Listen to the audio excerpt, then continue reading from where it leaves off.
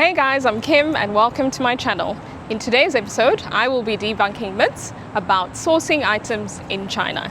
If you've crossed over from TikTok, welcome. And if you're new to my channel, welcome.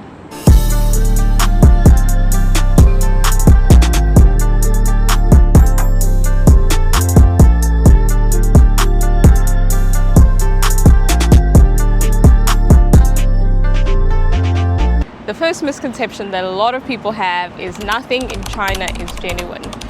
That could not be further from the truth. It actually does not make sense if things are not genuine, given the amount of products and brands that China manufactures that all of you are very familiar with. As you can see behind me, I'm in front of just a typical Hermes Gucci shop. So there's obviously no way they'd be selling these items fake from a shop. A lot of these famous brands, as I've told you before, are manufactured in China, all right? You get the original, the genuine, and then you get the not so genuine, the super copies, and then you get the very, very non-genuine, which doesn't even have the same word, but captures the essence of the brand. That obviously is what I would recommend you avoiding. So overall, the answer is, of course, they are genuine brands in China. They are also non-genuine brands. It's just a matter of finding the correct shops, all right? And actually on that, sometimes people will assume that you can walk into a Hermes, Gucci, Cartier store and find bags or shoes or whatever it is that they sell jewelry for less than the international price. That is incorrect. If you're walking into a store like this, I can guarantee you it will be the same price as walking into the same shop in Paris, for example, New York, the UK, in the UAE, in Europe, in the US. It will be the same price, all right? The same item, the same price, because it is obviously a registered and official store, okay? So that's what you get. And then you get other vendors who will sell these items genuine for a certain price or not so genuine for a certain price. So again, the motto here or the lesson here is you get what you pay for, all right? There's genuine, there's not so genuine, and you have access to both. It all depends on your budget and what you're willing to pay.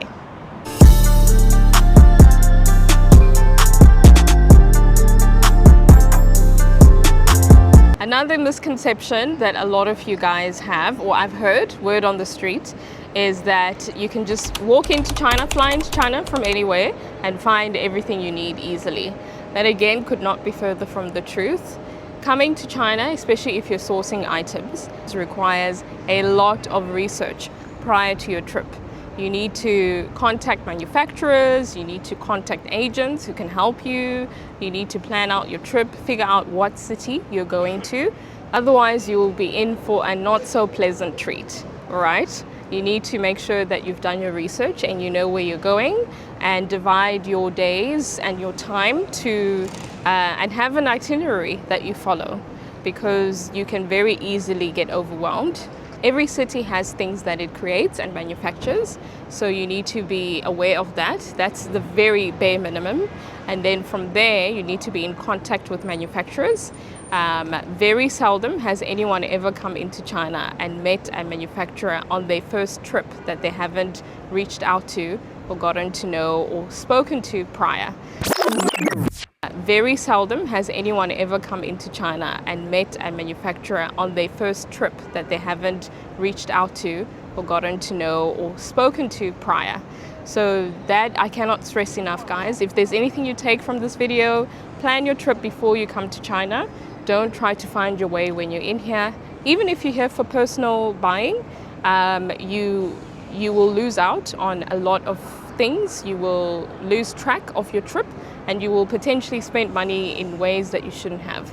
So my recommendation is always pre-plan your things, pre-plan your arrangements, meet manufacturers online, contact them before and then meet them in person when you arrive in China.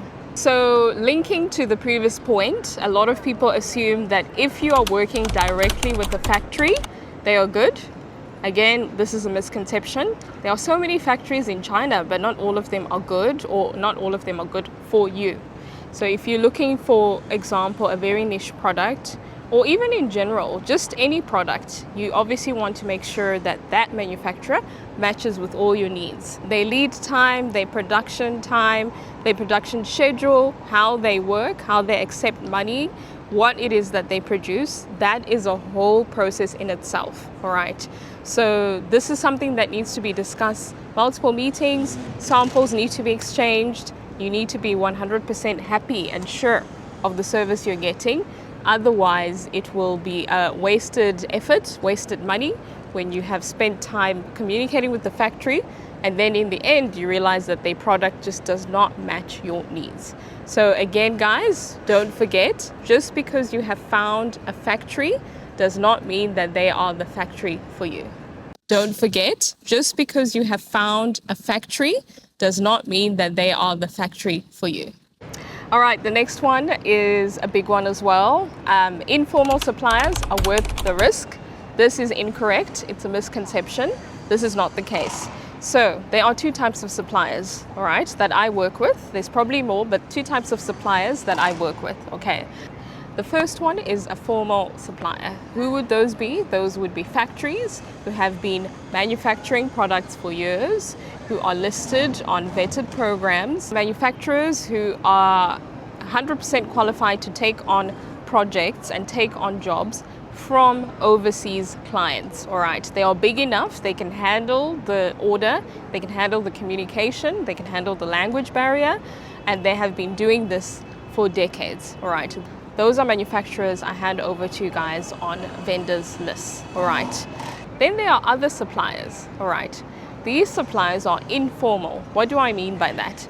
They could be shops, they could be vendors who work in isolation or who work in a specific mall, and then I find them because they make specific items that you guys are looking for, all right? So those ones are the ones that I'm mentioning that you do not want to work with, as it is too risky. A few of you have approached me and asked about these suppliers, and I always tell you the same thing. I do not hand them over. They don't have the capacity or the infrastructure to deal with people who are ordering items from them from outside of China. It is better for you to be on the ground and meet them and deal with them in person, as opposed to contacting them and communicating with them outside of China. Don't come across a supplier on social media and assume that the whole process will go smoothly. Don't take the risk. It is better to meet them and work with them in person.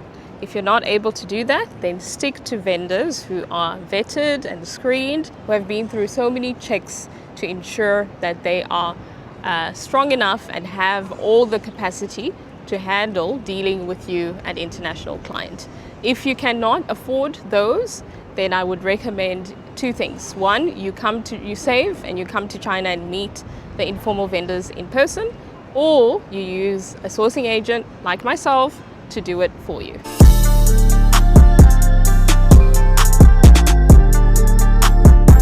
This is a big one, and it's something that's often overlooked, but it is extremely important, especially if you're doing business here in China.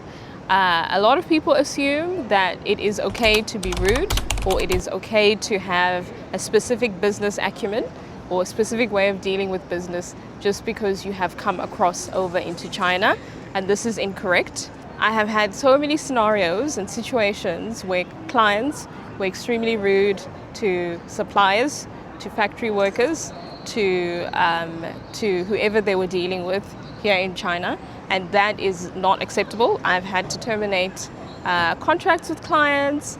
I have had scenarios where suppliers have completely cut all contact with the clients because they just could not handle how rude clients can be. So this is something to really keep in mind. If you are coming in from a country where business is done in a certain way and you're walking into China with expectations, I would encourage you to park those expectations and do your research. Things here are definitely done differently, but the first port of call is respect. You do have to be very respectful of the people who are working with you and dealing with you. Everyone needs to be treated with a level of respect and understanding. Don't underestimate the impact of your actions, your body language, things that you say, raising your voice. A lot of the time, some of these patterns or behaviors I've picked can be nuanced. and it can make or break a business relationship. So always remember your role, remember that you're a visitor, you're coming in. A lot of the times the business is done according to their customs, and there's a certain way that you handle that. Sometimes clients come in with the assumption that just because they're paying, they deserve or they are automatically granted a certain level of treatment, and I can definitely confirm to you guys that that's not the case. Everyone is treated equally. Everyone is a potential client to these suppliers. So there's still a level of respect and understanding necessary when you're dealing in business. And any attitude centered around calling the shots or having a right of way or having the right to certain things just because you've paid don't work in China. It might work in other countries for sure. I've seen it, but not in China. So that's something to really think about. Always remember your place. Remember who you're dealing with as well. You're coming in, looking. Oftentimes they don't need you. You're the one who needs them. For them, it's more of a want thing. They do a lot of things out of pocket, just as a common treatment of how they would treat clients and customers. So they don't need you. You're the one who needs them. And it's good to always remember that. Treat everyone with respect, even if you haven't met them.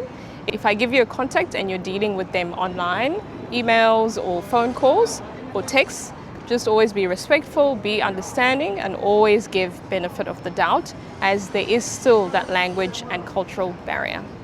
All right, that is all of today's episode. I hope you guys got a little bit more information that will help you on your sourcing journey. If you're not already following my TikTok, go over to TikTok and follow. I do post a lot more in shorter and condensed videos. And if you're not already subscribed to my channel, do so. I will be posting a lot more videos for you guys that you can learn from. I hope I gave you guys valuable information that you can use in your sourcing journey. I am available for consultation if you do want something a bit more customized.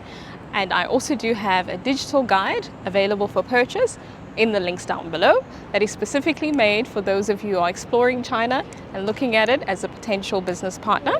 If there's anything else you're curious about, put it in the comment section, and I look forward to seeing you guys in the next video.